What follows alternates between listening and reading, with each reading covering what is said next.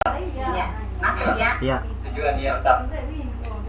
Ya, tujuan pembelajaran adalah CGP dapat berbagi, berkolaborasi, dan menerapkan keterampilan pengambilan keputusan berdasarkan 4 paradigma, 3 prinsip, dan 9 langkah mengakibatkan pengujian keputusan.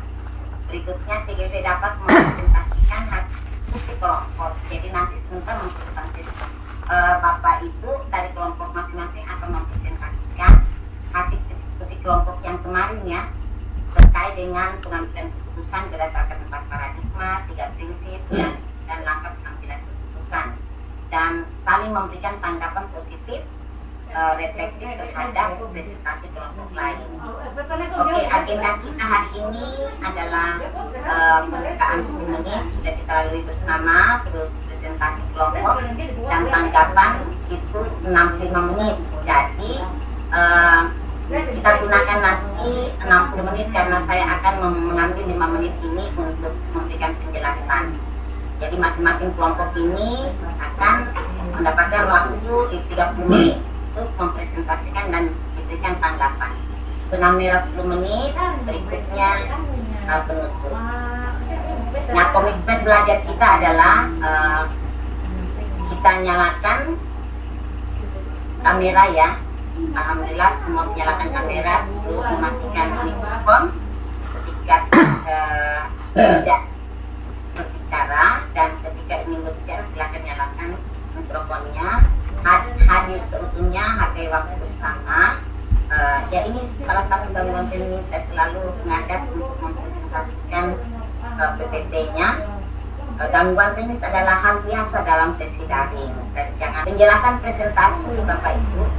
Di sini waktu total presentasi tanggapan dan tanya jawab masing-masing kelompok, karena ini kelas A tadi ada 3 kelompok, maka dia memiliki waktu 20 menit. Kalau sekarang kelas B memiliki waktu 30 menit. Nah, berikutnya masing-masing kelompok mempunyai waktu presentasi 10 menit, durasi memberikan tanggapan juga 10 menit, dan presentasi kelompok presentasi dipersilakan memberikan jawaban 10 menit juga. Jadi totalnya 30 menit. Jika masih ada sisa waktu ditanggapi dari kelompok 1. Nah, umpan balik tanggapan yang diberikan berdasarkan pertanyaan, apakah hasil kelompok yang dipresentasikan sudah menerapkan pengambilan keputusan berdasarkan 4 paradigma, 3 prinsip, dan 9 langkah pengujian. Apabila sama, bisa memberikan penguatan. Jadi bukan hanya menanggapi, tetapi harus memberikan tanggapan. Oh, hasil analisis kelompok 1 sama dengan kami, itu ada perbedaan. Sama. Kenapa dia sama? Berikan alasan. Oh, kami berbeda, kelompok kami berbeda. Kenapa berbeda? Itu diberikan alasan. Alasan terkait dengan presentasi. Baik, kita langsung saja pada sesi presentasi kelompok. Ambil waktu 16.40 ya, supaya dia pas 30 menit. Oke, ada yang mau dipertanyakan? Apakah presentasinya sudah siap semua?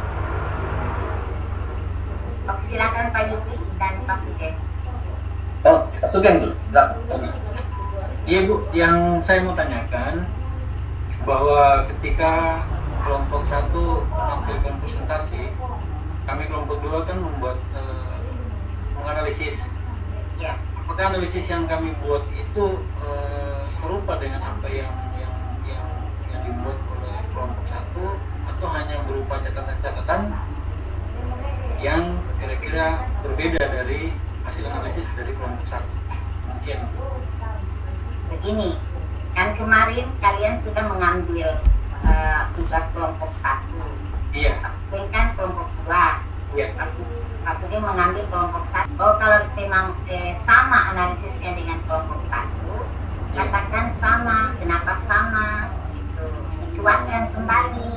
Tapi kalau berbeda, maka Pak Sugeng menjelaskan kami berbeda analisisnya dengan kelompok 1. Perbedaannya apa-apa, kenapa berbeda, itu diberikan alasan. Jadi nanti begitu cara memberikan tanggapan. Nah, kembali bahwa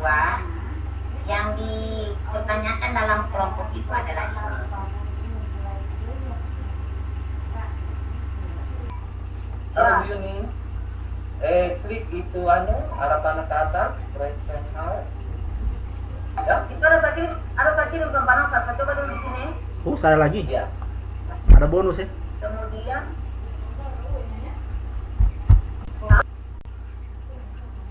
Bisa Bu Yuni?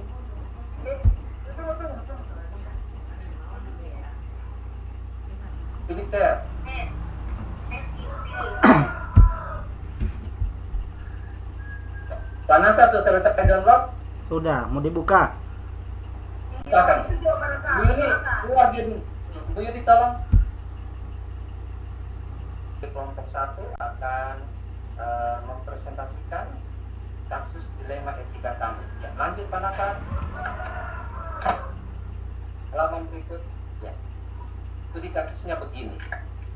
Saat itu saya dipercayakan oleh pengurus PGRI untuk mendampingi dan bertanggung jawab untuk persiapan lomba paduan suara tingkat kabupaten dalam rangka HUT PGRI. Saya mulai memilih peserta yang akan ikut dalam paduan suara tersebut, kemudian melakukan diskusi kepada mereka tentang pelatih yang akan dipanggil dalam melatih paduan suara. Waktu itu ada dua kelompok yang memiliki pendapat yang berbeda dan bertentangan satu dengan yang lain. Pendapat dari kelompok yang pertama menginginkan bahwa harus didatangkan pelatih dari kabupaten yang sering melatih di tingkat kabupaten agar dapat memenangkan lomba tersebut.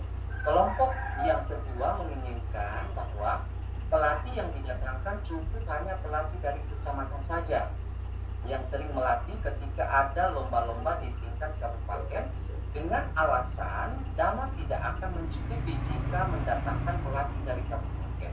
Yang penting kita telah berusaha semaksimal mungkin walaupun belum menjuarai lomba tersebut.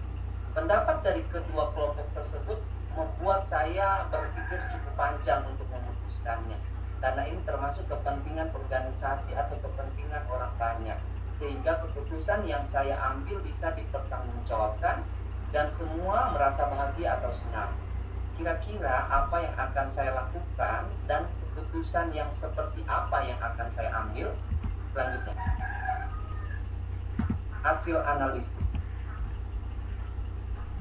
Pertama, studi kasus pilihan seperti yang tadi itu mengandung unsur dilema etika karena ada dua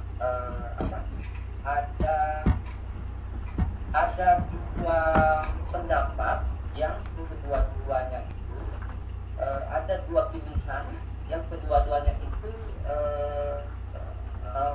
menurut saya itu benar, tetapi saling bertentangan. Kemudian studi kasus memuat satu paradigma dari 4 dilema, yaitu individu lawan masyarakat, di mana di dalam kasus saya itu saya secara individu mau berhadapan dengan orang banyak untuk mengambil keputusan. Kemudian memuat salah satu prinsip dilema etika, yaitu berpikir berbasis hasil akhir, karena dalam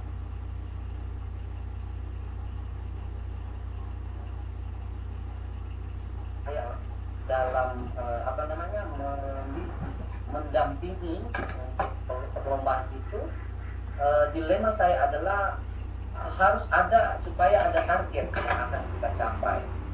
Kemudian memuat 9 langkah pengujian untuk menguji ketepatan pengambilan keputusan, yaitu pertama, mengenali nilai-nilai yang saling bertentangan. Nilai-nilai tersebut adalah saya memikirkan kepentingan orang banyak, kemudian dengan tanggung jawab. Jadi ada dua nilai yang bertentangan. Di satu sisi saya memikirkan kepentingan orang banyak untuk menentukan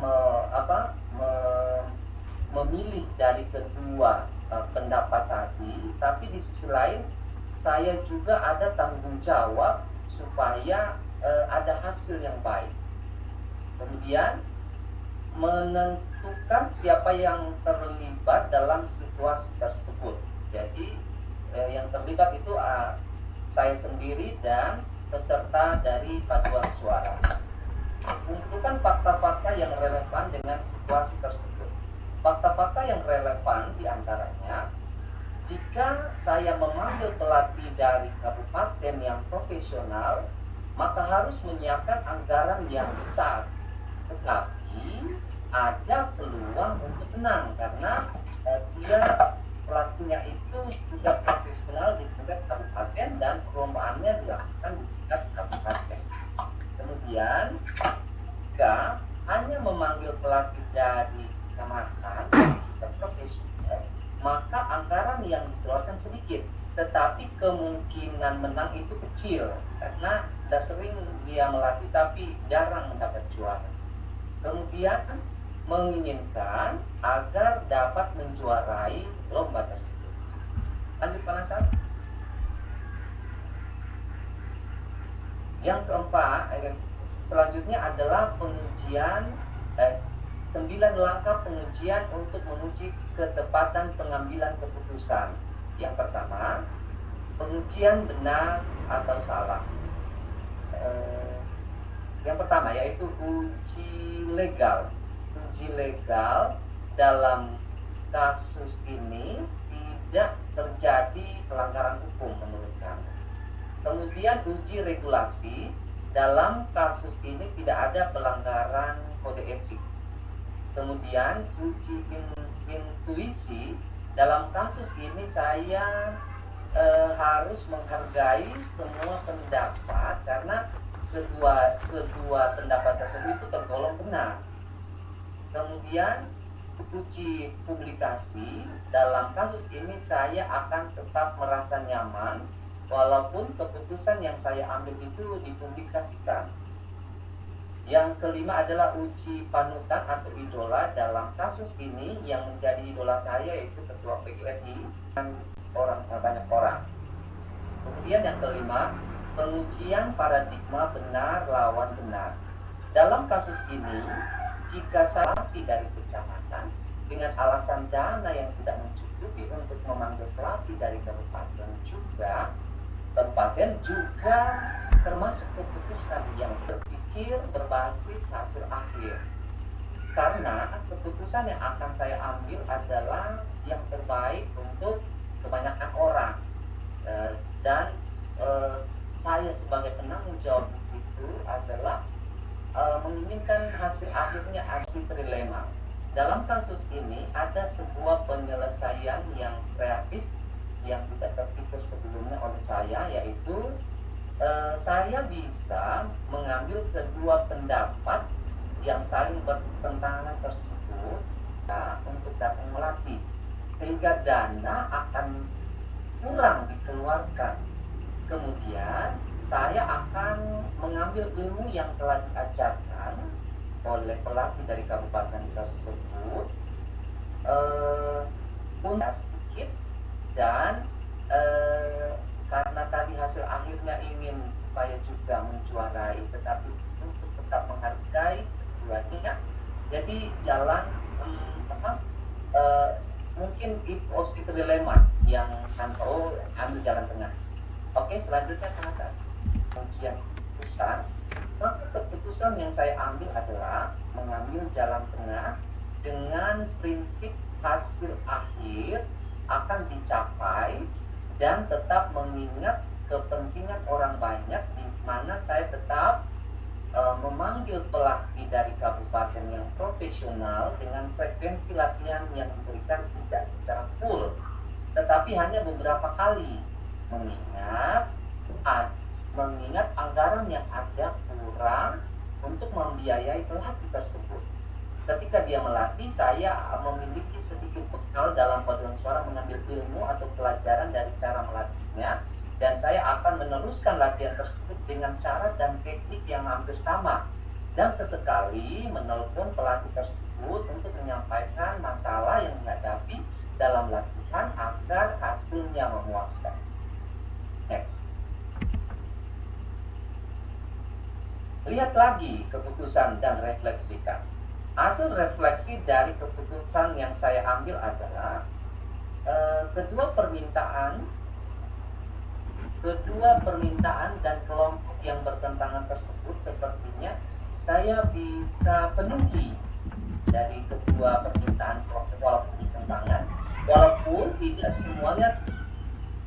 semuanya, tetapi ada poin-poin penting yang bisa termuat dari hasil keputusan saya, yaitu bisa mendatangkan pelatih dari kabupaten yang profesional walaupun hanya beberapa kali kedatangannya, dan saya telah mempertimbangkan juga dana yang ada sehingga tidak terlalu banyak. Saya telah mempertimbangkan dengan memperhatikan kepentingan orang lain. Selanjutnya, daftar checklist tugas dari 8 ini kami tetap masukkan bahwa studi kasus pilihan mengandung dilema etika. Dilema etikanya oke, inilah hasil hasil presentasi kami dari kelompok 1 bersama dengan saya berikan kesempatan kepada kelompok 2 untuk memberikan tanggapannya, memberikan masukan, dan kami Oke, terima kasih atas kesempatan yang diberikan kepada kami kelompok 2 untuk menanggapi studi kasus yang terjadi pada kasusnya Pak Yupi. Kalau dilihat dari kasus ini ya, ini memang kasus yang pernah terjadi ya Pak Yupi ya, karena saya jadi anggota paduan suara waktu itu ya. Jadi kalau dilihat dari hasil dari pemaparan dari kelompok 1 ini ya, itu menurut Pak Yupi itu sudah bagus ya, menurut Pak Yupi. Yang namanya kami berkomentar pasti akan ada kami komentari walaupun sudah baik, tapi menurut kami yang lebih baik seperti ini kemungkinan ya. Tadi ada 2 kasus, ada 2 kelompok yang memiliki pendapat yang berbeda dan bertentangan satu dengan yang lain. Yang kelompok A ingin pelatih dari kabupaten, kelompok B ingin pelatih dari kecamatan. Mungkin saya termasuk kelompok yang dari B waktu itu. Ya, studi kasus yang dipilih oleh kelompok 1 ini mengandung unsur dilema etika. Saya sepakat karena ada 2 pilihan yang benar di situ. Saya sepakat dengan kelompok 1. Kemudian studi kasus yang kedua memuat satu paradigma dari 4 dilema etika, yaitu individu lawan masyarakat. Ini benar juga sih. Tapi kalau lebih benarnya lagi menurut saya sih, apakah itu bisa dibenarkan atau tidak, tapi menurut saya, pandangan saya, bisa juga paradigma jangka pendek lawan jangka panjang. Mengapa? Karena paradigma ini untuk memilih antara yang kelihatan terbaik untuk saat ini dan yang akan terbaik untuk masa yang akan datang. Tadi kan dikatakan dari poin yang berikut di bawahnya itu mengambil pelatih dari kabupaten itu tujuannya itu untuk menang ya. Nah, tadi ada juga dipaparkan oleh Pak Yupi dari poin keberapa tadi, akan mengambil pelatih tetap akan mengambil pelatih dari kabupaten itu, tapi tidak full. Tapi saya berpikir di sini, kalau untuk menang, kalau tidak full itu mendingan kita ambil pelatih dari kecamatan saja yang memang full dengan dana yang ada. Itu menurut pandangan saya. Jadi paradigma ini penting menurut saya atas studi kasus yang menimpa Pak Yupi, karena paradigma ini terjadi di level personal atau pada level yang lebih luas. Karena ada dicontohkan di situ, karena di sini Pak Yupi harus mempertimbangkan keuangan toh yang ada untuk mendatangkan pelatih dari luar, dan seberapa besar kalau mendatangkan dari luar dan seberapa besar dari kecamatan. Berarti kalau saya melihat dari kasus ini, dananya itu cukup untuk mendatangkan pelatih dari kecamatan. Kemudian yang berikut memuat, saya tidak tampilkan di PowerPoint karena saya tidak bisa angkat PowerPointnya. Saya lihat di catatan saja. Yang ketiga itu memuat salah satu prinsip dilema etika yang berpikir berbasis hasil akhir.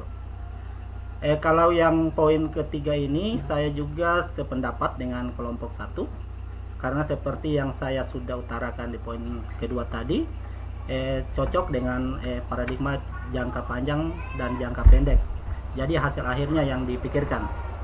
Kemudian yang keempat di sini memuat 9 langkah menguji untuk ketepatan pengambilan keputusan, yaitu ini tidak terlalu banyak saya komentari. Kalau bagi saya sudah sependapat dengan hasil dari kelompok 2. Di poin 4 ini sudah sependapat, tidak ada banyak yang akan saya koreksi. Namun di pengujian benar atau salah di sini ada sedikit ya. Mungkin ya, apakah benar atau tidak bagi saya pribadi, bukan untuk kelompok saya. Uji legal dalam kasus ini tidak terjadi pelanggaran hukum. Kalau menurut saya sih pasti ada pelanggaran hukumnya ya. Karena alasan saya di poin di atas tadi dikatakan untuk mendapatkan juara. Mendatangkan pelatih dari kabupaten itu tujuannya untuk mendapatkan juara. Harus mendatangkan pelatih dari kabupaten. Tapi langkah yang diambil oleh Pak Yupi hanya mendatangkan pelatih sekali-kali saja ya, tidak rutin. Jadi menurut saya ada pelanggaran hukum di dalamnya. Itu menurut saya Pak Yupi ya. Walaupun ini bisa dikategorikan benar lawan salah kalau bagi saya. Benar lawan salah. Karena tadi kan diadakan opsi pilihan mengambil pelatih dari kabupaten atau kecamatan. Jadi bandingan menurut saya mengambil pelatih dari kecamatan tapi rutin melakukan latihan dibanding kabupaten tapi tidak rutin melakukan latihan. Meskipun kelanjutan pembimbingan latihan itu dilanjutkan oleh Pak Yupi. Kan menurut saya latihannya pasti tidak akan maksimal kalau pelatihnya hanya 3 kali atau berapa kali datang, tidak akan maksimal. Kemudian uji regulasi dalam kasus ini tidak ada pelanggaran kode etik. Kalau ini saya no comment ya, sudah sependapat saya dengan kasus ini. Kemudian saya masuk pada poin kelima. Di sini tadi pengujian paradigma benar dalam kasus ini, jika ya saya tidak komentari lagi. Analisis saya seputaran itu saja. Tadi uji legal dengan yang tadi itu ya, tentang studi kasus memuat paradigma itu, saya memilih lebih condong pada paradigma jangka pendek dan lawan jangka panjang. Saya cuma sekedar itu saja yang saya bisa komentari untuk dari pemaparan studi kasus dari kelompok 1. Saya kembalikan ke Pak Sugeng, siapa tahu masih ada yang mau dikoreksi, ditambahkan. Ya, terima kasih Pak Nasar. Mungkin saya ada tambahan sedikit dari hasil analisis juga semalam. Yang pertama, kayaknya mungkin yang saya tanggapi tentang tampilan. Tampilan ini saya sedikit membingungkan di sini. Poin-poin di mana yang masuk dari 9 langkah, terus di sini dilihat dari 1, 2, 3, 4. Harusnya kalau dari posisi 4 itu di situ masuknya 9 langkah. Tapi Pak Yupi kembali di sini di poin 5 lagi seperti ini. Jadi saya kebingungan memang. Itu dari segi tampilan. Ya, tapi juga itu bisa saja karena kita ini kan. Nah, yang berikutnya saya kembali ke yang pertama tadi Pak Nasar, ke nilai-nilai tadi itu. Yang sudah ini. Nah, di 9 langkah nilai-nilai yang saling bertentangan, di sini saya akan sedikit mungkin menambahkan. Kalau saya lihat dari tadi malam agak berbeda ini. Tadi malam saya ingin sekali mengomentari, saya sudah catat, tapi karena ini sudah berbeda ada tanggung jawab, jadi hanya sedikit. Kalau tadi malam kayaknya memikirkan kepentingan orang banyak dan hasil akhir, kalau salah Pak Yupi ya? Ya. Nah itu. Kalau menurut saya nilai-nilai di sini yang dimaksudkan adalah nilai-nilai kebajikan. Kalau yang tampilan baru yang saat ini di layar ini sudah benar seperti tanggung jawab, itu salah satu nilai kebajikan.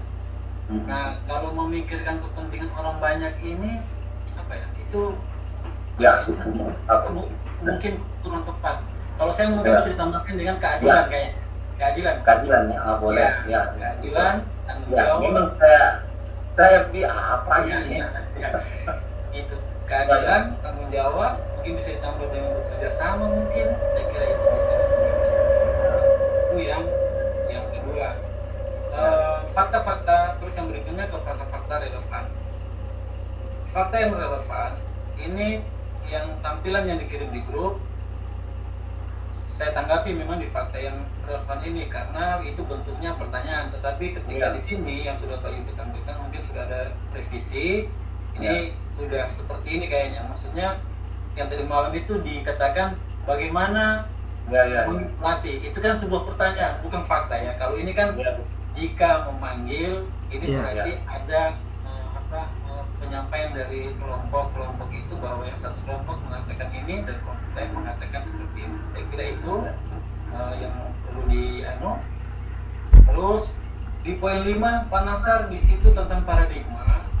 Kalau menurut saya yang diinginkan di dalam paradigma itu hanyalah paradigma apa yang kita gunakan. Kalau Pak Yupi katakan di atas adalah paradigma itu individu lawan masyarakat, saya kira di sini juga seperti itu. Hanya kita ditanya tentang paradigma apa yang kita gunakan di poin ini. Kita bukan paradigma benar lawan benar kalau menurut saya di sini. Yaitu yang kita tentukan di sini adalah dari salah satu 4 paradigma yang ada itu. Saya kira seperti itu. Mungkin cukup Pak Yupi, itu saja yang saya tanggapi secara keseluruhan. Kayaknya saya sependapat dengan apa yang menjadi keputusan di dalam kasus Pak Yupi ini. Terima kasih. Saya kembalikan. Oke. Baik. Saya serahkan kepada si penyaji untuk menanggapi kali. Ya, nanti untuk pertanyaannya Pak Suge nanti saya serahkan kepada Ibu Yuni ya. Silakan Ibu Yuni. Bu Yuni.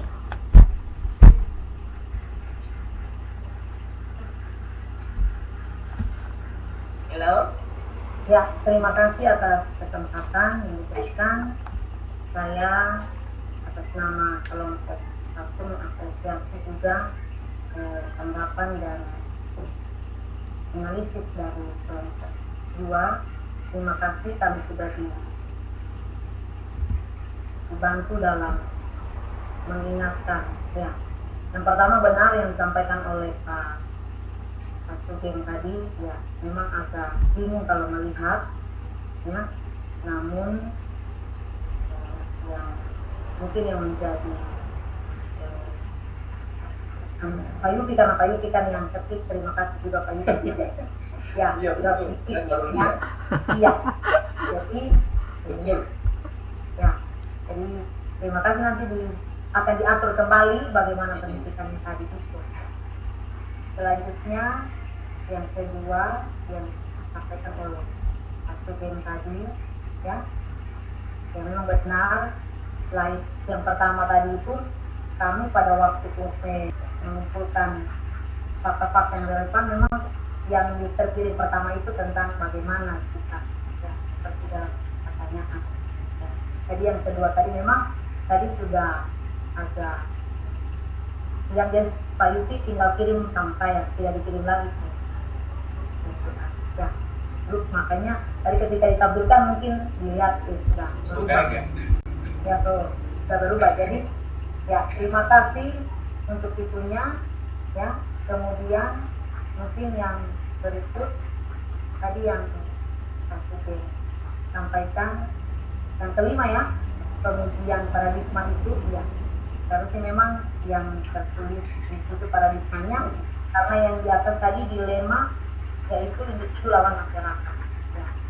Karena dalam satu paduan suara itu kan satu kumpulan, jadi kami mengambil bahwa individu lawan masyarakat. Tadi juga Pak Nasar sudah menyambung, mungkin itu juga ada dengan jangka pendek lawan jangka panjang. Kami tidak terpikir mungkin memang akan bertambah dengan jangka pendek dan jangka panjang, karena ini kan akan membutuhkan waktu, tetap membutuhkan waktu karena ini kan mungkin nanti perlombaan ini akan berulang lagi, mungkin begitu ya kalau menurut Panasa. Tapi kalau saya ya, tapi kami hanya mengambil satu individu lawan masyarakat, peristiwa saat itu, jadi individu ya lawan masyarakat. Jadi pada bagaimana kita mengambil keputusan untuk orang banyak, jadi tidak untuk yang jangka panjang. Kalau saya begitu saya punya pemikiran. Kalau yang jangka panjang ini berarti kasus itu baru akan selesai ketika membutuhkan waktu. Yang ini kan mungkin kalau saya punya pikiran itu mungkin Pak Yuki akan tambah atau seperti bagaimana. Makanya kemarin hanya satu paradigma yang kami ambil dari individu lawan masyarakat. Itu kalau yang itu lawan masyarakat. Kemudian, nah mungkin benar yang Pak Sugeng bilang, kemudian paradigma itu tercantum itu saja, bukan benar lawan benar. Yang kita atur kembali kalimat dengan selanjutnya. Mungkin hanya itu yang disampaikan oleh Pak Sugeng, mungkin akan ditambahkan oleh Pak Yuki. Ya. Terima kasih Ibu Yuni atas membantu dalam menjawab pertanyaan hasil analisis nomor 2. Saya tinggal menambahkan dari Pak Sugeng punya. Terima kasih Pak Sugeng mengenai itu nilai-nilai yang terkandung dalam kasus itu memang terjadi perubahan.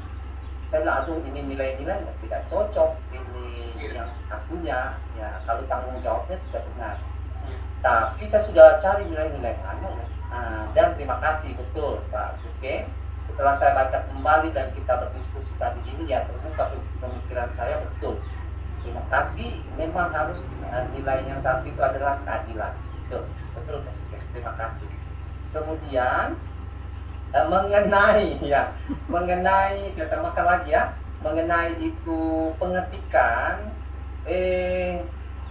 kemarin itu kami dengan Ibu Yuni. Jadi kenapa sampai kami cepat kirim setelah selesai kami diskusi itu, baik itu ada dari kumpulan fakta-fakta itu dalam bentuk pertanyaan. Pertama awalnya begitu karena kami selalu harus menghargai menurut pendapat masing-masing, jadi kami tulis. Tetapi setelah kami analisa kembali ada perubahan, dan mengenai penulisan pengetikan ya betul sekali, betul pakai. Padahal kemarin saya sudah perhatikan baik-baik, tapi saya pasti ada keperluan sedikit. Kemudian nanti kami perbaharui. Ya. Kemudian mengenai itu pengujian paradigma, saya mengambil dari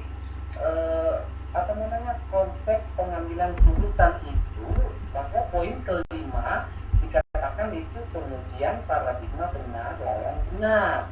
Jadi di situ kan di atasnya kan saya sudah jelaskan bahwa paradigma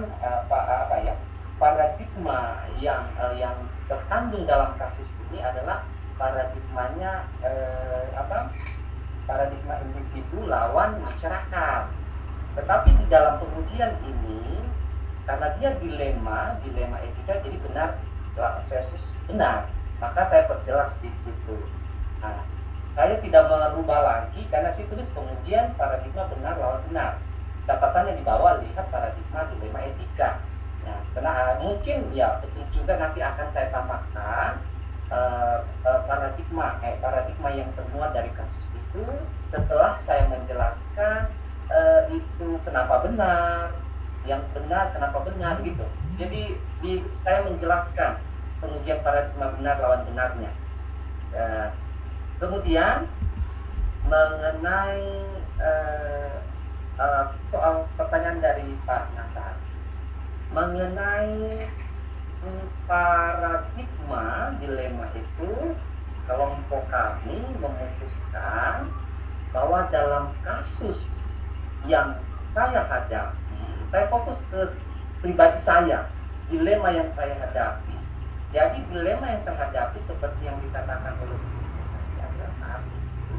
bahwa bagaimana saya sebagai individu punya tanggung jawab tersendiri untuk mendengarkan perbedaan pendapat dari kedua golongan tadi.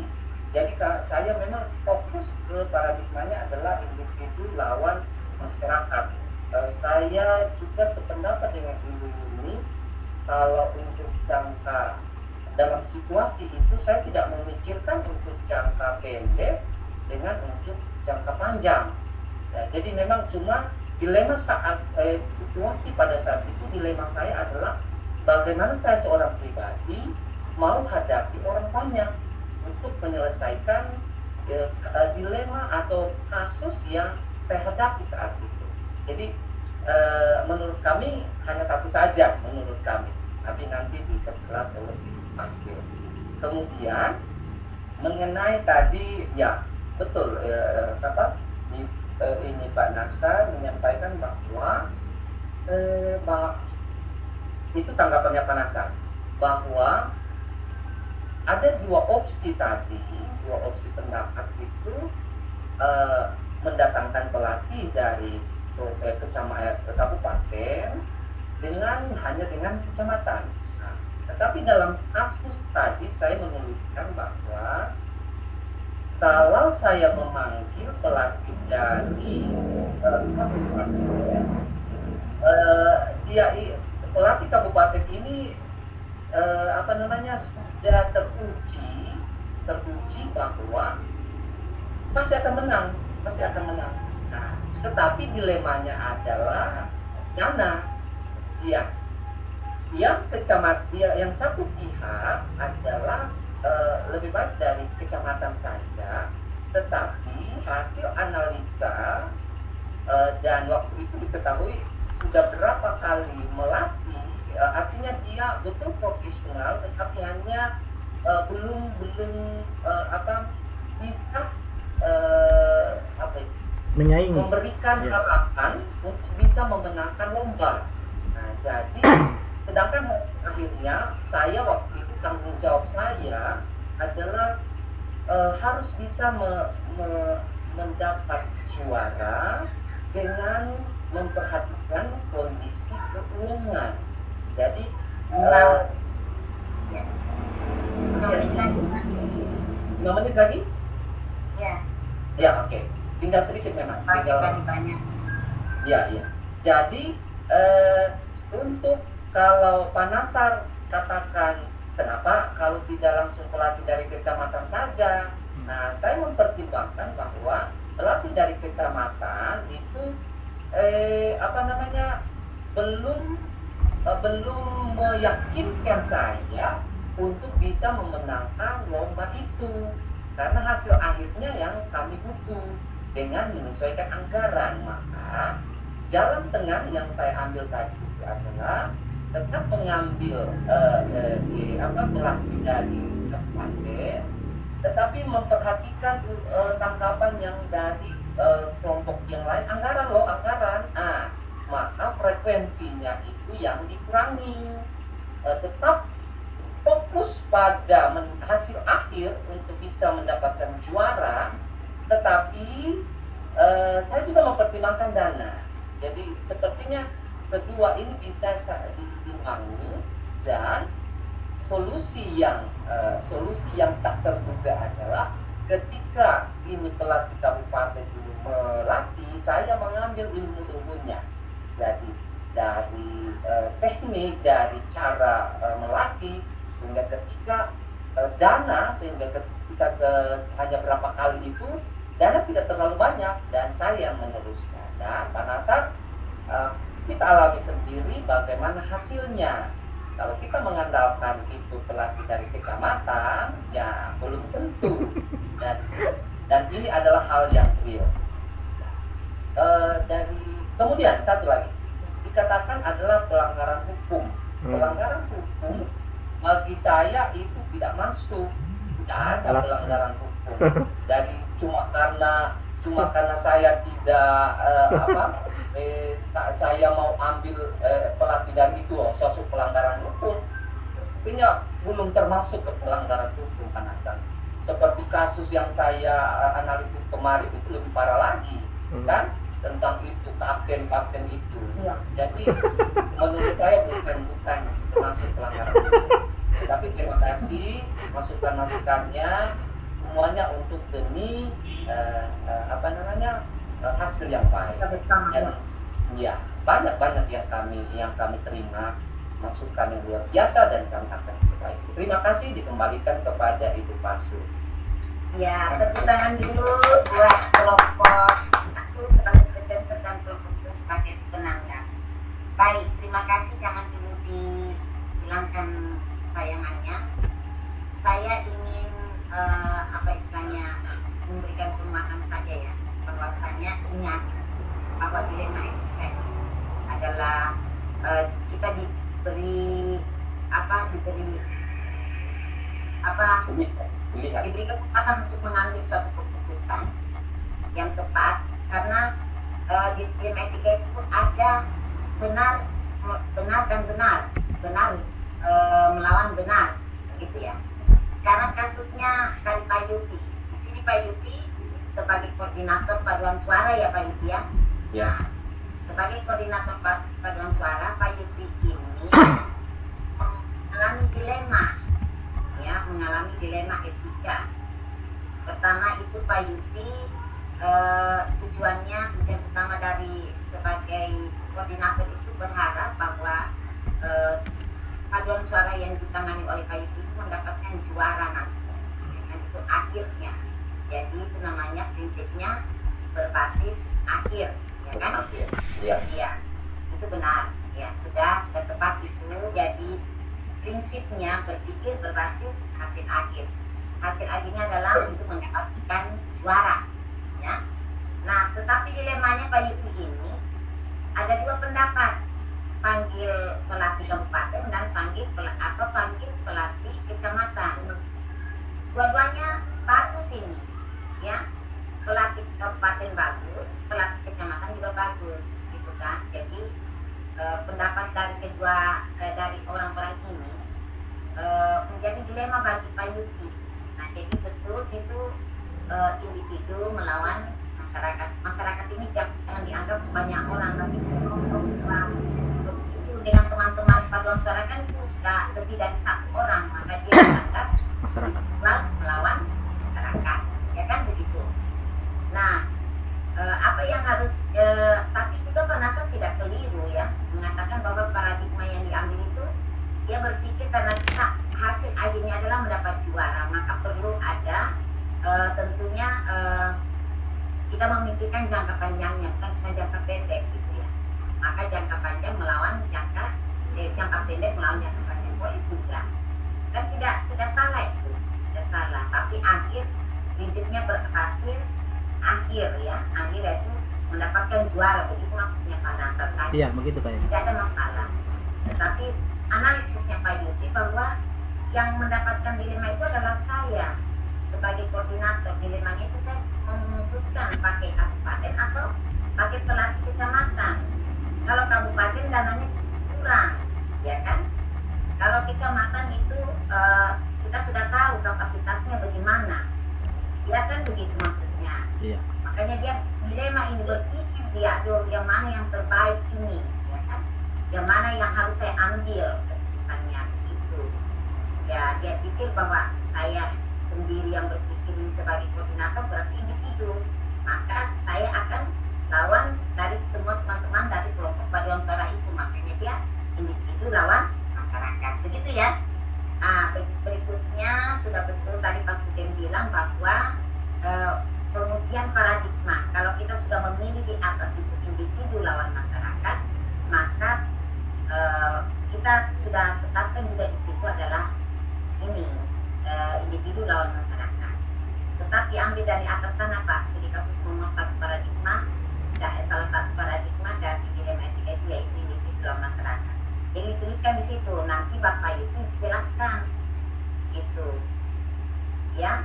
Tujuan untuk mengambil keputusan adalah individu pendapat saya dengan pendapatnya apa istilahnya, apakah pendapat saya yang diambil atau pendapat orang banyak, begitu kan? Jadi dilema etikanya individu lawan masyarakat. Nanti Bapak jelaskan di bahagian pengujian paradigma itu. Tetapi yang sudah Bapak pilih adalah individu lawan masyarakat, pengujian paradigma. Nanti dijelaskan bahwa kalau mengambil ini juga benar, mengambil kecamatan juga benar. Sudah tepat tadi penjelasannya itu. Ya. Berikutnya memuat 9 langkah pengujian itu. Betul tadi Pak Sugeng analisisnya sangat bagus. Memuat 9 langkah pengujian untuk menguji ketepatan pengambilan keputusan. Nomor satunya apa? Mengenali nilai-nilai saling bertentangan. Tadi sudah memberikan masukan bahwa tanggung jawab dengan apa tadi? Ya, yang nilai-nilai kebajikan. Tadi sudah ditambahkan tadi tanggung jawab dengan apa Pak Sugeng? Keadilan. Keadilan. Ya boleh. Jadi maksudnya ini namanya nilai-nilai apa maksudnya dilema etika itu nilai kebajikannya itu sama-sama benar, tetapi bertentangan, begitu maksudnya. Iya. Bertentangan ini nilai ini. Jadi nilai misalnya tanggung jawab bertentangan dengan apa? Keadilan. Ya, itu maksudnya ya. Kalau memikirkan kepentingan orang banyak bukan maksudnya nilai kebajikan ya. Atau boleh peduli, boleh kalau memikirkan kepentingan orang banyak itu bisa dibuat dalam bentuk peduli saja begitu ya, misalnya ya. Ya. Nilai kepentingan peduli juga satu. Jadi itu nomor 1 dan nomor 2, nomor 3, nomor 4-nya mana, nomor 5-nya mana, kan 9. Betul. Kan membingungkan, jadi 4 memuat 9. Dari kedengaran saya bingung nih Bu, dari tadi malam. Ya, mohon maaf, 4 itu langkah dari umumnya Pak. Tapi Iya, kalau iya. langkah itu 1, 2, 3 yang mana Iya. semua? Iya betul. Sebetulnya salah ketik. Salah ketiknya sebenarnya 5 itu masuk ke yang 9 langkah itu sebenarnya yang titik-titik itu. Iya. Iya. 1, 2 di sini, 1, 2 itu jika memang itu bagian dari kumpulan fakta kan? Iya, Pak. Iya betul. Titik itu sebenarnya. Kan Pak, titik-titiknya Iya. ada 9 Iya, iya. titik. Iya, Ada iya, iya. 9 dot. Iya. Dot. Iya. Ya. Nah, Oke, jadi intinya begini, kita pahami dulu dilema etika itu apa. Itu saja dulu, dilema etika itu apa. Nah, lawan benar gitu ya. Ada nilai-nilai yang benar, 2 nilai yang benar tapi bertentangan. Nilai-nilai itu benar tapi bertentangan. Akhirnya menjadikan kita menjadi dilema. Mau pilih ini benar, mau pilih ini juga benar. Itu maksudnya itu dilema etika. Beda dengan rujukan moral, yang satu salah, yang satu benar. Jadi kita hanya jangan, kita harus ambil yang benar, saya yang salah. Kalau rujukan moral. Tapi kalau dilema ini dua-dua nilai itu bagus, benar. Nah, kita harus memilih, membuat keputusan itu harus memilih kedua-duanya, maksudnya begitu. Hanya satu keputusan yang benar, ya, keputusan yang tepat maksudnya. Oke, saya pikir itu saja dari kelompok 1, dari tambahan dari saya ya. Oke, kita lanjut saja kepada kelompok 2. Ini nampaknya kita akan berakhir 18.10 ya, atau 18.5. apa saya bilang? Waktu Memang terlalu banyak terlalu banyak tadi ini Bu. Sudah Pak Yupi terlalu lama menjelaskan. 50 menit tadi malam. Sorry. Dan siapa Pak? Selesainya kapan? Saya percepat sedikit saja ini Bu, maksudnya untuk pembacaan ini supaya teman cepat menanggapi kan. Seperti ada tanggapan tuh. Memang pendapat. Ya, terima kasih teman-teman. Ini hasil dari kelompok kami, yaitu kelompok 2 tentang pengambilan keputusan sebagai pemimpin pembelajaran.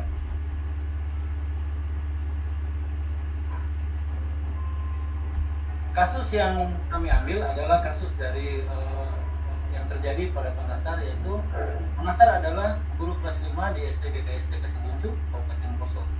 Setiap hari beliau mengajar dengan jumlah murid 10 orang. Awalnya, keseharian dari Pak Nasar dengan murid-murid biasa-biasa saja, mengajar dengan penuh semangat dan kasih sayang pada murid-muridnya. Namun beberapa waktu terakhir, ada sesuatu yang tidak biasa terjadi di dalam kelas. Pak Nasar melihat ada salah satu murid dari 10 muridnya yang bernama Gavin sering melakukan aktivitas belajar atau tindakan-tindakan di luar kebiasaan murid yang lain.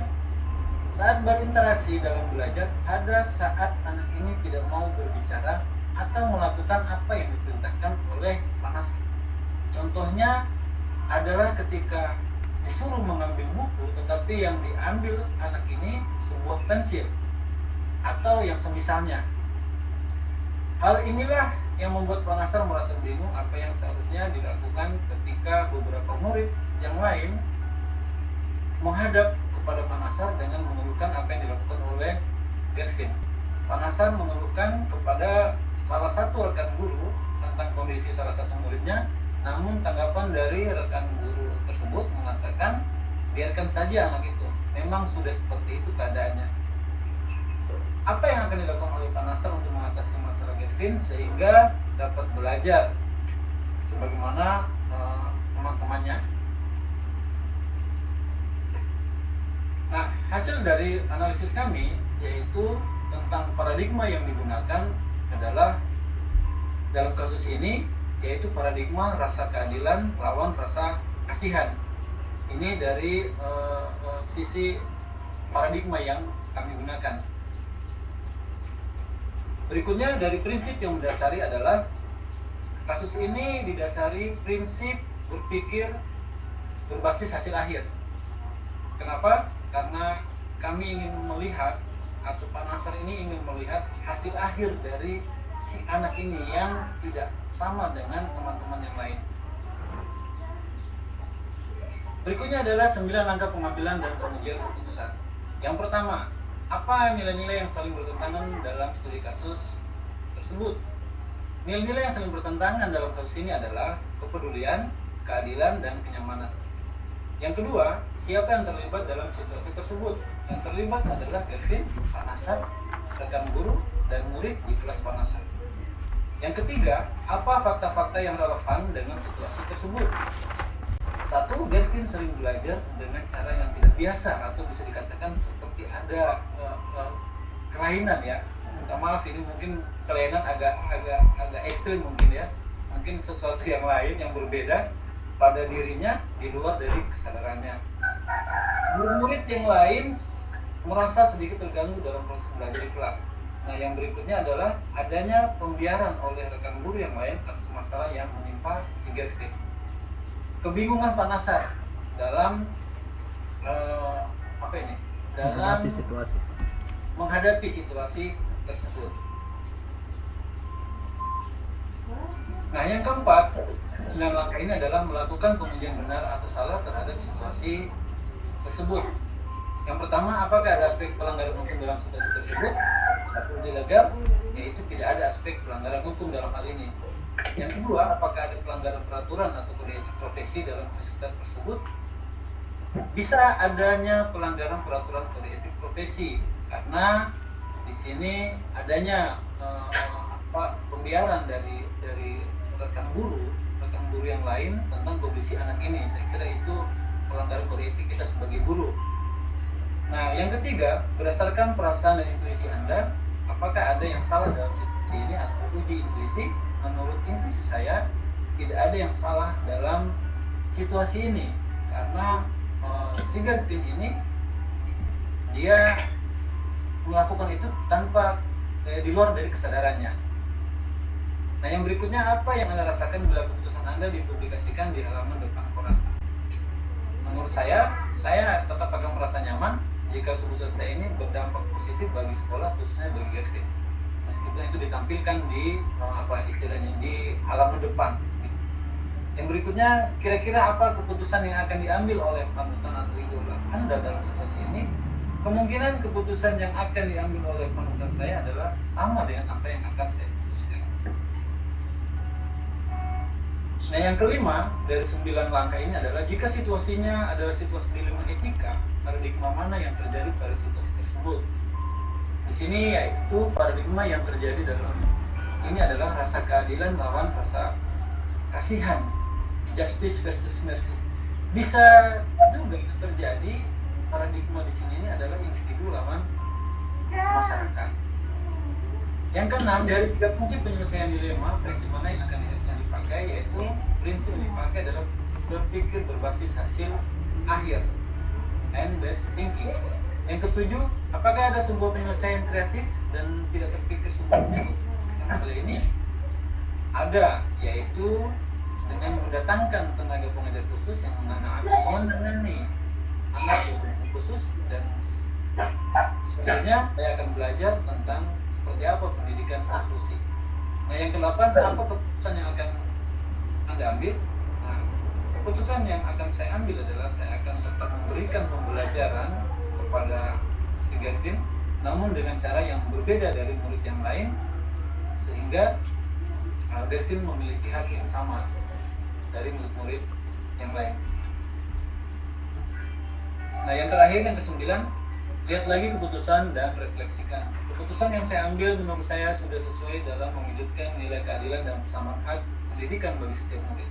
Tetapi hal ini memang bukan satu hal yang mudah untuk dilakukan. Dibutuhkan kesabaran yang tinggi dan komitmen untuk meningkatkan kompetensi diri. Menurut saya juga sebaiknya guru-guru di sekolah umum belajar tentang pendidikan inklusi sehingga kita dapat memberikan pembelajaran kepada murid-murid yang khusus. Dan akhirnya kita tidak lagi menolak ABK untuk menikmati pendidikan di sekolah-sekolah umum. Dengan demikian akan terciptanya pembelajaran yang berpihak pada murid, yang berdasarkan nilai-nilai kebajikan universal dan bertanggung jawab sebagai pemimpin yang bijaksana. Terima kasih telah menyaksikan dan memberi tanggapan dari tugas ini. Salam. Mantap. Good. Luar biasa. Kalau mantap tak usah di komen. Good. Oke, terima kasih. Kami persilakan dari kelompok 1 untuk memberi tanggapan, dan kami siap menerima dan menanggapi jika ada yang berbeda dari kami. Ya. Silakan Pak Yuki. Ya, terima kasih atas kesempatan yang diberikan untuk menanggapi, memberikan masukan dan memberikan penguatan dari presentasi dari studi kasus, khususnya kasus yang sangat nyata yang dialami oleh Pak Nasar. Terus terang, saya angkat jempol Pak Nasar karena bisa menghadapi ada satu anak yang berkebutuhan khusus bergabung dengan anak yang normal, yang tidak ada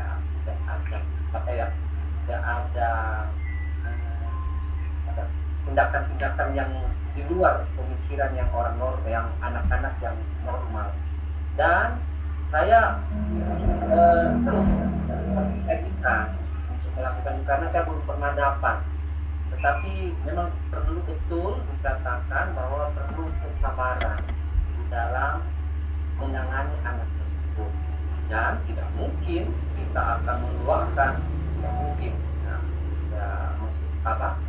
tidak ada kepedulian kita di dalamnya, dan kita terima apa adanya. Anak setiap anak memiliki karakter, setiap individu berbeda. Jadi luar biasa Pak Nasar, angkat jempol. Saya kira Pak Nasar mau karate kalau ada yang begitu, ternyata tidak. Oke. Dari hasil analisisnya di kelompok 2, saya juga apresiasi dan luar biasa, dan mungkin saya memberikan sedikit masukan dan penguatan sedikit, dan diantaranya adalah mengenai yang pertama mengenai prinsip yang saya mau sampaikan. Di situ dikatakan saya berfokus jika saya sebagai Pak Nasar dalam kasus itu. Menurut kelompok 2 tadi bahwa prinsip dalam pengadilan Akhir. dia berbasis akhir. Jadi kalau berbeda dengan saya Saya bayangkan saya dalam situasi itu, maka prinsip dalam pengambilan keputusan saya dalam kasus itu adalah ada yang saya tercondong sekali berpikir berbasis rasa peduli.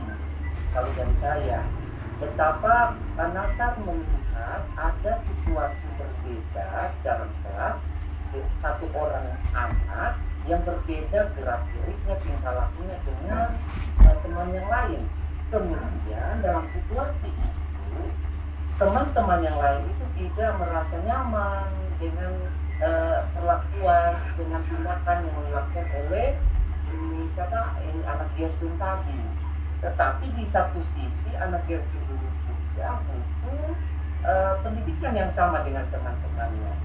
Jadi kalau menurut saya prinsip pengambilan keputusan memang berdasarkan rasa peduli. Kalau dari saya. Kemudian dikatakan di situ juga kalau dari paradigma itu dikatakan, ya ini lagi dari paradigma di awal dikatakan bahwa di awal slide paradigmanya itu rasa keadilan versus rasa kasihan. Tetapi di akhir tadi ada juga yang lawan masyarakat. Jadi memang kalau menurut saya sudah bisa juga bahwa individu kasusnya ini Pak Nasar melawan beberapa dengan muridnya, dengan sekolah ya, masyarakat ya, baik itu ibu guru tadi yang pendapatnya lain, kemudian dengan siswa, dengan bapak sendiri sebagai yang merasakan dilema itu.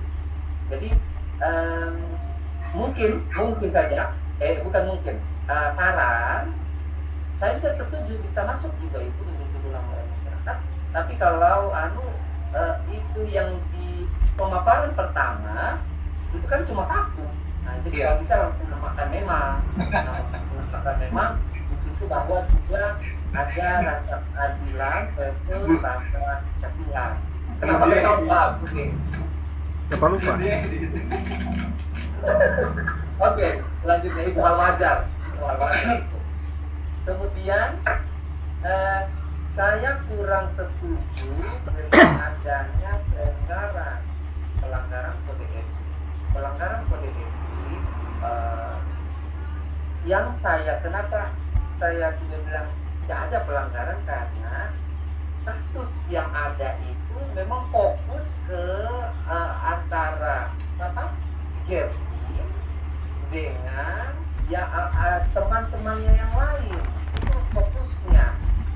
Kalau untuk itu dengan ibu tadi itu sepertinya hanya penambahan. Jadi menurut saya itu tujuan dari tujuan dari ibu tadi, artinya Pak Nasar itu jangan terlalu stres dengan anak itu. Mungkin. Nah, jadi kalau menurut saya itu saya melihat yang dialami Pak Nasar itu tidak ada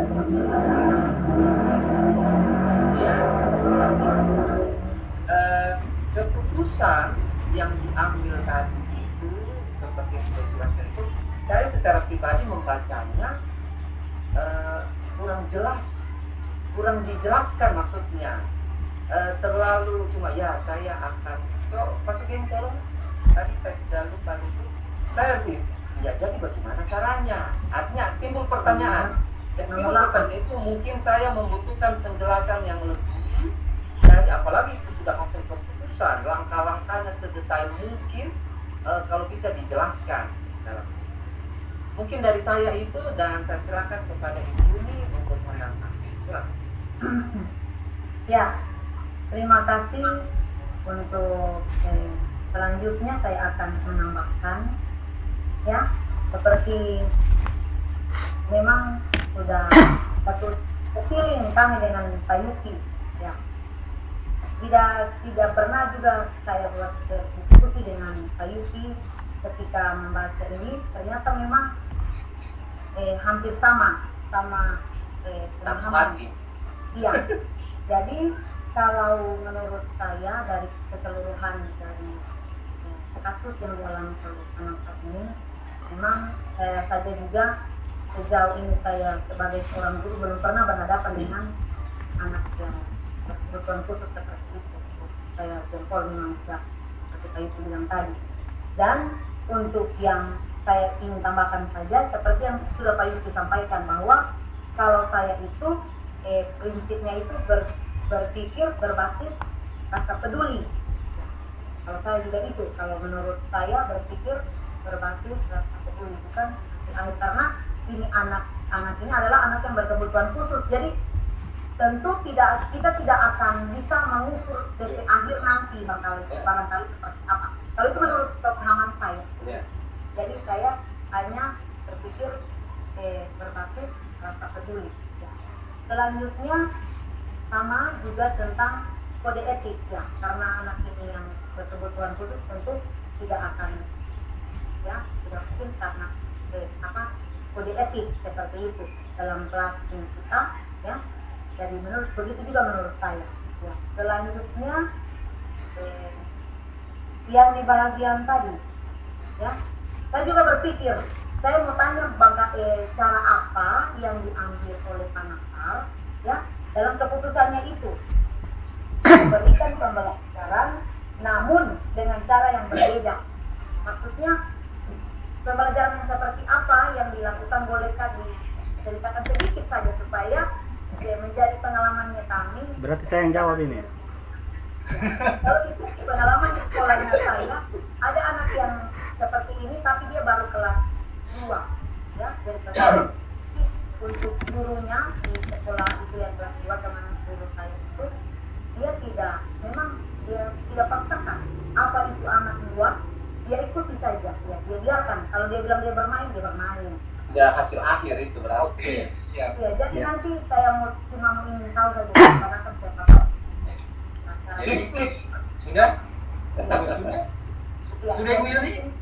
Ya, jadi mungkin itu yang menambahkan. Terima kasih.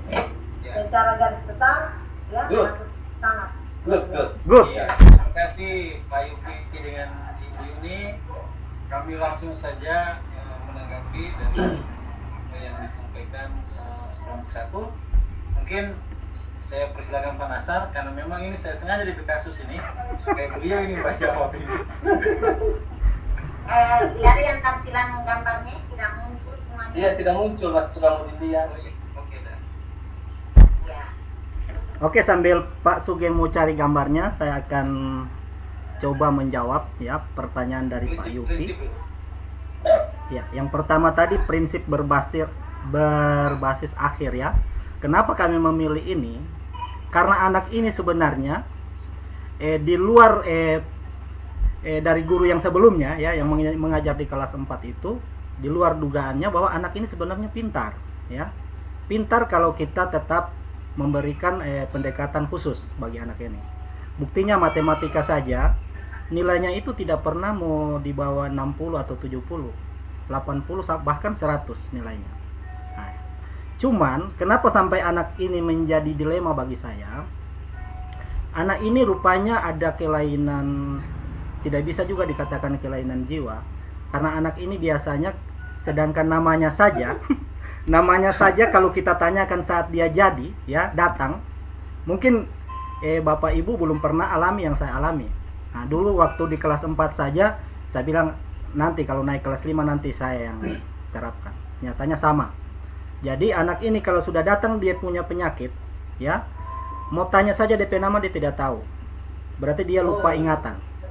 Berarti anak ini lupa ingatan, lupa segalanya. Apa yang dia miliki, identitas pribadinya saja dia tidak tahu. Jadi, nah, jadi anak ini saya bingung. Saya bilang sama guru kelas 4, bagaimana waktu menghadapi murid ini? Oh, kalau saya hadapi murid ini lalu saya biarkan saja. Kok hasilnya bagaimana? Iya, tidak mungkin hasilnya lebih baik dari yang normal. Begitu guru kelas 4 bilang. Jadi saya coba lakukan pendekatan mulai dari sejak saya jadi calon guru penggerak ini, mulai saya terapkan semua metode, tidak pernah saya dapat yang bisa membuat anak ini tetap sadar sepenuhnya. Setiap hari pasti akan hilang kesadaran, setiap hari. Tidak ada satu hari itu tidak akan hilang kesadaran. Tagal itu saya di sini mengambil prinsip berbasis akhir karena hasilnya bagus. Anak ini tidak kalau saya lihat tidak berkebutuhan khusus, maksudnya tidak terlalu seperti anak-anak yang lain ya.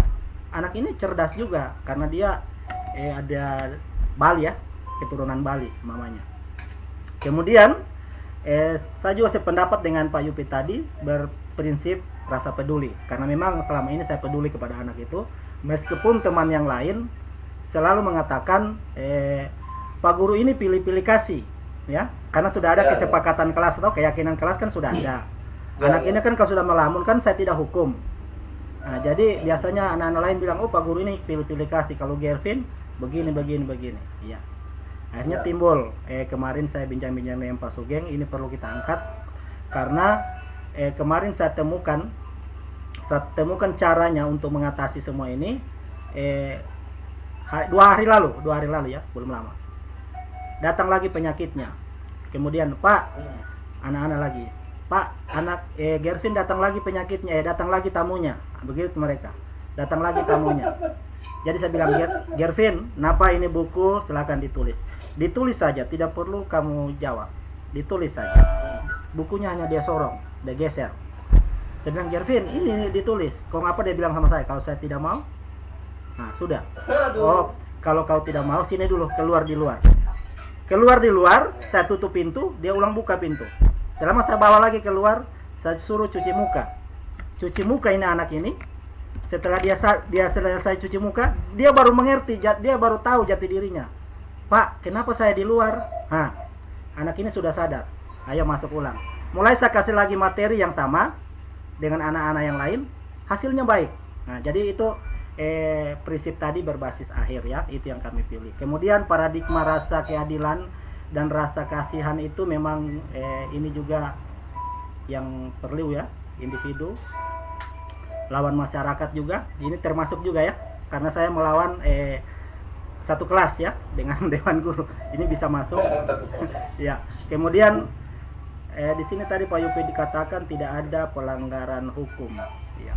Maksudnya memang kalau saya pilih yang kami tentukan sini tidak ada pelanggaran hukum, karena anak ini tanpa kesadaran, tanpa di luar, maksudnya tanpa dibuat-buat, memang itu dari faktor memang alamnya ya, yang seperti itu. Kemudian dari keputusan ya, saya rasa sudah terjawab ya, keputusan yang saya ambil sudah jelas ya tadi. Jadi saya trik saya seperti itu, seperti teman guru saya bilang, tunggu sampai dia sadar, kasih biar saja begitu. Tapi saya biasanya saya biarkan dia, setelah dia sadar baru saya sodorkan pelajaran yang sama dengan temannya. Nah, begitu saya Patrick. Jadi itu yang menjadi jadi sudah terjawab juga dengan Ibu Yuni. Saya rasa cukup. Oke. Ya. Boleh saya tambahkan sedikit Mas Sari? Ya, lanjut. Boleh. Ya, untuk sebagai penguatan saja untuk tambahannya mungkin termasuk yang salah satunya adalah tentang pelanggaran kode etik. Tadi pada saya bilang memang betul tidak ada kode etik kalau kita berbicara masalah siswanya, entah itu murid yang masalah atau yang di kelas secara umum. Dan menurut Pak Yupi itu juga tidak ada pelanggaran, karena tadi menurut Pak Yupi adalah bahwa guru yang bersangkutan tadi yang terlibat tadi itu di luar dari dilema yang dilakukan Pak Nasar. Tapi menurut saya karena guru ini ada di dalam kasus, di dalam cerita itu, dan ini saya pikir juga salah satu bagian dari dilema kayaknya yang kita bisa hadapi kalau ada rekan kita guru itu tidak atau abai dengan hal-hal seperti itu. Saya kira makanya itu saya bilang kami mengatakan bahwa itu termasuk adanya pelanggaran kode etik kita sebagai guru, profesi kita sebagai guru, membiarkan anak-anak yang memiliki yang tidak sama dengan murid-murid yang lain. Saya kira seperti itu menurut saya. Tetap saya masukkan di situ adalah pelanggaran kode etik. Nah, berkaitan dengan keputusan, ini yang terakhir, keputusan tadi itu sudah dijelaskan oleh penasar bahwa memang seperti itu. Kenapa keputusan ini menurut Pak Yuki kalau dilihat apa ya, masih menggantung atau seperti apa ya, memberikan pembelajaran tetapi dengan cara yang berbeda, dan memang keputusan ini juga diambil ya sementara proses yang dialami dengan kesadaran 2 hari yang lalu saja seperti itu. Jadi memang prosesnya Sementara. iya ya mungkin dengan cara kita belajar seperti apa anak seperti kebutuhan apa khusus seperti itu kan. Iya. Mungkin dengan cara itu kita bisa lah mendapatkan solusi untuk kedepannya dengan anak-anak seperti itu. Demikian yang bisa saya sampaikan. Saya kembalikan, terima kasih teman-teman yang sudah menanggapi atas masukan-masukannya, ini luar biasa sekali. Kami sangat menerima dengan gembira, bahagia, dan kami kembalikan pada Ibu Asim. Terima kasih. Tepuk tangan itu sangat luar biasa. Merinding. Dihilangkan tayangannya Pak. Saya hanya ingin Merinding menempatkan saya. Pak Nasaria dengan Pak Sugeng. Mohon maaf kita mengambil waktu sedikit lagi ya, boleh? Ya. Boleh. Begini, dari ungkapannya Pak Nasar, karena yang mengalami dilema ini adalah Pak Nasar. Iya, betul. Saya bisa melihat betul ada kesabaran yang dimiliki oleh Ya. Pak Nasar. Nah, itulah yang diharapkan dari seorang guru penggerak, memiliki kesabaran, tapi memiliki kesabaran, tetapi dia terus berupaya untuk memperbaiki anak ini. Nah, itu yang paling penting di sini. Nah, kesabaran, kepedulian Bapak ini lebih bagusnya memang saran dari Pak Yuki itu adalah berpikir berbasis rasa peduli. Artinya Bapak bukan hanya melihat hasil akhir dari anak itu, tetapi kepedulian Bapak, ya, kepedulian Bapak itu melihat menit per menit, detik per detik, menit per menit, jam per jam itu Bapak lihat Bapak itu terus itu anak, ya. Dimana pada saat dia mengalami kasihan masuk yang Bapak bilang tamu masuk gitu. Karena Bapak tetap meladeni, mempedulikan. Kalau berbasis air kita sudah, airnya sudah. Yang penting dia lurus, penting dia naik kelas. Tapi ini yang paling penting adalah rasa pedulinya Bapak itu sangat bagus. Bukan mengabaikan. Makanya tadi ada kode etik yang disampaikan oleh Pak Sugeng tadi. Menuliskan kode etik guru di situ karena memang di antara sekian banyak guru itu yang tidak mengabaikan apa tidak peduli dengan itu anak. Iya. Maka dia berpikirnya berpikir berbasis hasil akhir saja. Yang pentingnya sudah naik kelas nanti jawab soal sudah naik saja. Tapi tidak ada prosesnya Pak. Nah itu yang makanya makanya memang menyalahi aturan kode etik itu karena dia mengabaikan apa yang dialami oleh anak ini.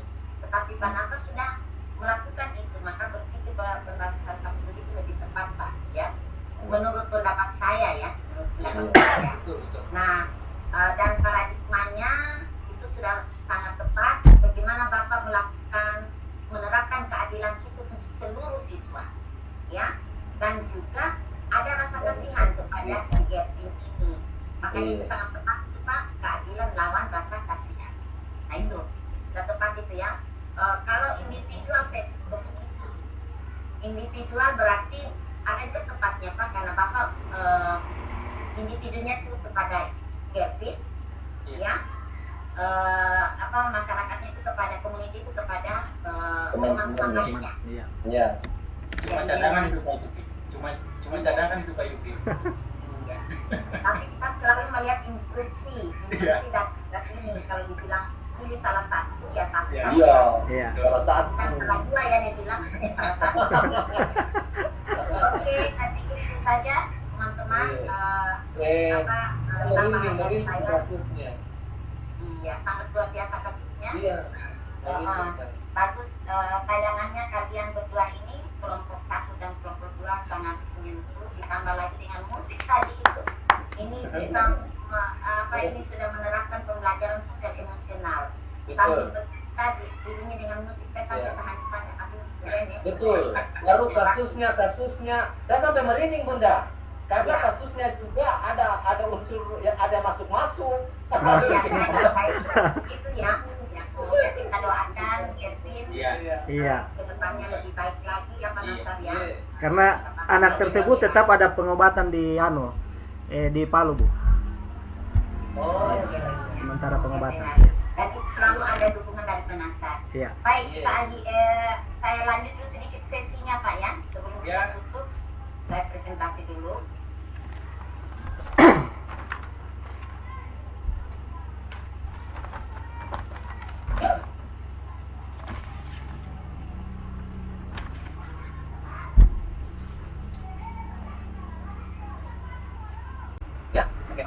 Nah, benang merah dari kegiatan kita ini, benang merah dari proses ini, kira-kira proses apa saja yang sudah dilakukan selama sesi virtual, boleh dijawab oleh mungkin karena ini ada 4 saya jawab dari kalian semuanya. Terus yang kedua, apakah kasus yang dipresentasikan masing-masing kelompok sudah berdiskusi dengan etika, kelompok mana yang belum berdiskusi dengan etika, dan 3, apakah pengambilan keputusan yang dibuat Anda sudah sesuai dengan 4 paradigma inklusif, dan 9 langkah kemudian, dan 4, menurut Anda kelompok mana yang kasusnya sangat menarik dan bagaimana analisis yang Anda lakukan. Silakan Pak. Nomor 4. Saya nomor Yang 1. satu siapa? Nomor 1 apa tadi? Jadi sempat. Proses apa saja yang sudah dilakukan selama sesi virtual ini? Ya, saya di nomor 1. Ya, silakan. Kalau kenapa tadi juga tidak aku. Ya, terima kasih. Terima kasih. Jadi menurut kesimpulan saya, sesi ini bagaimana kita boleh memecahkan kasus yang ada untuk pengambilan keputusan. Meskipun itu mungkin masih banyak masukan antara kelompok yang satu dengan kelompok yang lain, namun setidaknya kita sudah bisa mengetahui bagaimana cara pengambilan keputusan itu yang tepat sebagai pemimpin pembelajaran ke depannya. Terus seperti tadi itu kasus yang kelompok 2, ya, saya sebagai guru akan mencoba untuk itu komunikasikan dengan guru yang saya yang punya juga anak seperti itu, mudah-mudahan bisa. Jadi terima kasih untuk hari ini ke sini, bagaimana saya ke depannya akan bisa menentukan dengan benar jika menghadapi kasus yang kita sudah bicarakan saat ini maupun kasus-kasus yang lain yang masih akan ditemukan termasuk seorang itu dalam memimpin pembelajaran. Jadi menurut saya Lihat dari studi kasus yang telah dipaparkan oleh kedua kelompok ini, saya rasa sudah masuk pada 4 prinsip dilema ya, yang sudah termuat semua ya. Karena dari kasus-kasus yang seperti kelompok 1 tadi sudah mengutarakan ya tentang individu lawan masyarakat ya. Kemudian kami juga sama ada tentang hasil akhir. Saya rasa ini sudah Keadilan. Iya. Kenapa? Keadilan kasus. Keadilan masa kasihan. Ya, itu sudah termuat semua. Jadi menurut saya untuk pemaparan kedua kelompok ini sudah baik ya, belum sangat baik juga karena masih banyak koreksi, sudah baik. Semoga tugas yang telah dibebankan kepada kami kelompok 1 dan 2 ini kami lebih mampu lagi melihat studi kasus yang akan kami temukan ke depan nanti ya, dengan kasus yang telah kami analisis tadi ini. Semoga ke depan kami bisa lebih jadi lagi melihat yang mana yang masuk pada kasus yang kami hadapi. Demikian untuk dari saya. Silakan kembalikan. Terima kasih. Terima kasih Pak Nasar. Ya, terima kasih. Silakan Mas Kim. Boleh dibacakan Bu kembali minta maaf. Adakah pengambilan keputusan yang dibuat Anda sudah sesuai? Apakah pengambilan keputusan yang dibuat Anda sudah sesuai dengan paradigma prinsip 3 prinsip? Oke, terima kasih. Menurut saya, dari pengamatan saya dari awal sampai akhir ini bahwa dari hasil kedua kelompok yang memaparkan hasilnya itu, saya kira sudah secara umum sudah menjelaskan, sudah nampak ada terbaca tentang 4 paradigma itu ada jelas, terus 3 prinsip juga sudah ada, dan hanya dari 9 langkah ini, urutannya sudah sesuai, angkanya sudah ada 9 langkah, hanya mungkin ada beberapa poin-poin di situ yang sedikit ada penambahan. Di kelompok 1 tadi juga ada, dan di kelompok kami juga kelompok 2 ada penambahan. Saya kira secara umum dari tiga pilihan ini, atau 3 sisi ini, paradigma, prinsip dan 9 langkah sudah termuat di dalam tugas kelompok 1 dan kelompok 2. Demikian Ibu, terima kasih. Terima kasih Pak Sudir. Kembali ke Yubi, singkat saja Pak Yubi ya. Menurut Anda, kelompok mana yang harusnya ada yang sangat menarik? Dan bagaimana analisis yang bisa Anda lakukan?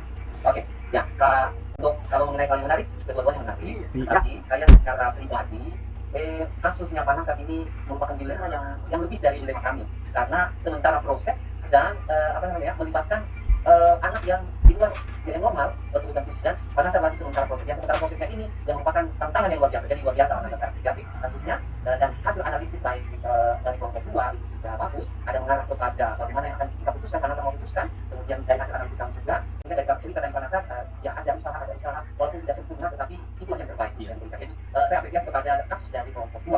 Terima kasih. Oke, terima kasih. Baik, sekarang kita masuk dengan merah, harus memberikan jawaban-jawaban terkait pertanyaan. Nah, mohon dengan sangat kita kembali nanti selalu terus membaca, terus mendalami terkait dengan analisis formula dan apa yang etika, berikutnya paradigma etika, kami semuanya 4 paradigma tadi, 3 prinsip pengambilan keputusan dan 9 langkah kemudian untuk mendapatkan hasil yang terbaik. Ada sedikit statement di sini, umum manusia hanyalah hal-hal yang bisa dihukum. Maka selama Anda diberi kesempatan badan dan dalam keadaan aman dan tenang, maka bersegeralah untuk menyibukkan diri dengan ketaatan. Ya. Akhirnya kita sesi penutup, saya sedikit sudah kita menyimpulkan tadi dengan 4 pertanyaan itu. Saya mengingatkan kembali kepada Bapak Ibu untuk PPT hasil kerja kelompok yang sudah direvisi nanti, karena sudah dimasukkan dalam presentasi ini, akan dibukukan di ENS pada poin 315. Ya, meskipun tidak dalam bentuk kelompok, tetapi setiap individu harus menyetornya, memasukkan atau mengumpulkan di ENS. Dan berikutnya silakan nanti masuk pada refleksi terpimpin secara mandiri pada ENS. Akhirnya kita akhir kegiatan ini dengan mengucapkan alhamdulillahirabbil alamin, kehadirat Allah Subhanahu wa taala karena atas izinnya lah sehingga kita dapat menyelesaikan kegiatan kita dengan lancar, dengan penuh bahagia, diskusinya alot, diskusinya dapat, akhirnya kita dapat ilmu yang banyak terkait dengan pengadilan keputusan sebagai pemimpin pembelajaran. Kita berterima kasih ya kepada Allah alhamdulillah dan akhirnya mohon maaf keliru dari saya, kata salah dari saya, mohon saya maafkan dan saya mohon maaf atas yang kami waktu banyak sedikit karena memang diskusinya sangat menarik. Akhirnya kita akhir kegiatan ini, saya ucapkan terima kasih. Wassalamualaikum warahmatullahi wabarakatuh dan kita tunggu dengan foto bersama. 1, 2, 3.